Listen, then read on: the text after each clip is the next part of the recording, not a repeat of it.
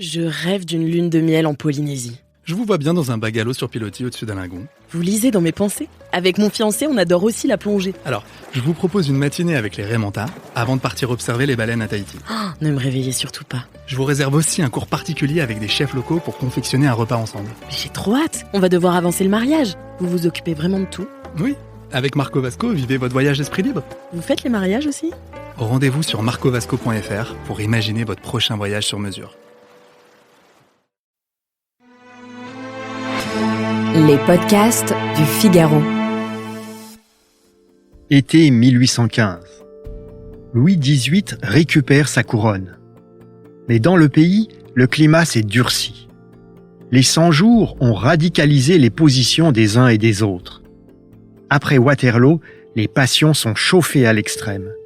Les haines entre Français sont plus violentes que jamais.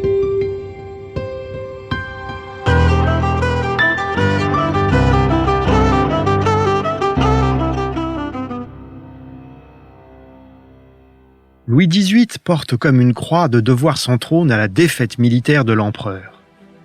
Les bonapartistes accusent le roi d'être rentré dans les fourgons de l'étranger, c'est-à-dire à la suite des armées des puissances européennes qui vont occuper la France. L'Angleterre, la Prusse, l'Autriche, la Russie. Car la France de 1815 est occupée par les vainqueurs. À la première abdication de Napoléon, en 1814, ils avaient ménagé la France. Mais après les 100 jours et Waterloo, les vainqueurs n'ont plus du tout le même état d'esprit. Ils veulent punir les Français. Il y a des zones d'occupation. Des territoires sont même enlevés à la France, en particulier la Savoie. Et une lourde indemnité de guerre doit être payée. Cette fois-ci, Louis XVIII n'est plus en position d'imposer une amnistie, de faire oublier le passé. Des mois durant, une atmosphère de vendetta se développe. Dans les départements, les royalistes les plus radicaux lynchent leurs ennemis. D'autres profitent du climat pour régler des comptes personnels qui n'ont rien à voir avec la politique. Il y a aussi une répression légale. Le maréchal Ney est condamné à mort pour trahison par la Chambre des Pairs et fusillé. Il a été exécuté dans l'actuel 6e arrondissement. C'est pour ça qu'il a sa statue à l'endroit approximatif de sa mort, à l'angle du boulevard de l'Observatoire et du boulevard du Montparnasse. Les ultra-royalistes gagnent les élections dans cette atmosphère. Louis XVIII doit composer avec la Chambre introuvable, c'est le surnom qu'il lui donne.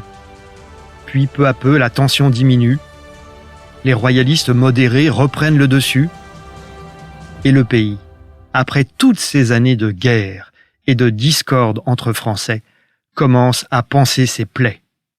Le règne de Louis XVIII, c'est avant tout un après-guerre. Enfin, on va souffler. Le roi, en 1814, avait accepté l'essentiel des acquis de la Révolution. L'égalité civile, le seul critère du talent pour accéder aux emplois publics, et la garantie des biens nationaux. Les biens nationaux, question essentielle, c'étaient les biens du clergé et des nobles qui avaient été vendus pendant la Révolution. Le roi s'est engagé à ne pas les restituer à leurs anciens propriétaires. Il renonce aussi à habiter au château de Versailles. Il ne se fait pas sacrer non plus à Reims, par souci d'apaisement, pour ne pas être accusé de vouloir revenir à l'Ancien Régime. Ce n'est pas tout. Pour la première fois de notre histoire, Louis XVIII institue un partage de la souveraineté entre le roi et le Parlement divisé en 2 chambres.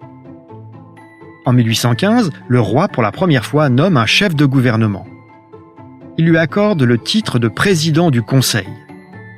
Et le premier à porter ce titre prestigieux, c'est Talleyrand. Le président du Conseil est responsable devant le roi et lui seul, en théorie. Mais le président du Conseil doit aussi faire adopter les lois et le budget par la Chambre des députés, élue à l'époque au suffrage censitaire. S'il n'a pas une majorité à la Chambre pour le soutenir, sa tâche devient impossible. Donc, le pays, sous Louis XVIII, fait l'apprentissage d'un régime semi-parlementaire. En 1818, la France réussit à obtenir le départ des troupes d'occupation. La monarchie française est réintégrée dans le concert européen elle devient membre de la Sainte Alliance, c'est-à-dire l'alliance des rois qui veulent la stabilité, qui sont décidés à lutter contre les révolutions partout en Europe. Pour autant, les libertés individuelles progressent, en particulier grâce à Guizot, qui est à l'époque un proche collaborateur du ministre de l'Intérieur. Mais en 1820, coup de théâtre. Un bonapartiste un peu marginal, Louvel, assassine le neveu du roi, le duc de Berry. Il le poignarde à l'opéra. Le duc de Berry, c'est le fils du futur Charles X.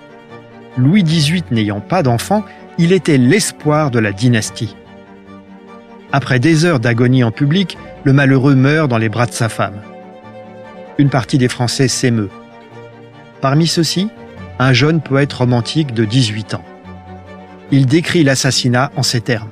« Le fer brille, un cri part, guerrier, volé aux armes. C'en est fait, la duchesse accourt en pâlissant. Son bras soutient Berry qu'elle arrose de larmes et qui l'inonde de son sang. Assistez-le, madame, en ce moment horrible. Les soins cruels de l'art le rendront plus terrible. Les vôtres le rendront plus doux. » L'auteur de ces lignes s'appelle Victor Hugo. Il a 18 ans et est légitimiste à l'époque. Encore quelques années qui passent. Nous voilà en 1824. Le roi, qui est presque obèse, souffre le martyre à cause de la goutte. La gangrène se déclare. Il meurt à 68 ans, au terme de souffrances terribles. Son frère cadet, aux idées plus étroites, monte sur le trône sous le nom de Charles X.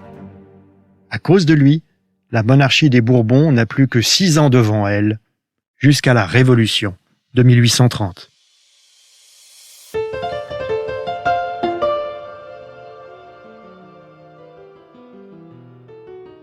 Merci d'avoir écouté ce podcast.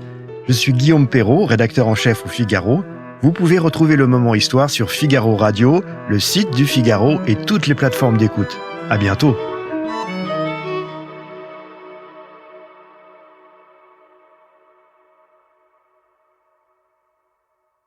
Je rêve d'une lune de miel en Polynésie. Je vous vois bien dans un bungalow sur pilotis au-dessus d'un lagon. Vous lisez dans mes pensées? Avec mon fiancé, on adore aussi la plongée. Alors, je vous propose une matinée avec les Raimentas avant de partir observer les baleines à Tahiti. Oh, ne me réveillez surtout pas. Je vous réserve aussi un cours particulier avec des chefs locaux pour confectionner un repas ensemble. Mais j'ai trop hâte. On va devoir avancer le mariage. Vous vous occupez vraiment de tout? Oui, avec Marco Vasco, vivez votre voyage d'esprit libre. Vous faites les mariages aussi? Rendez-vous sur marcovasco.fr pour imaginer votre prochain voyage sur mesure.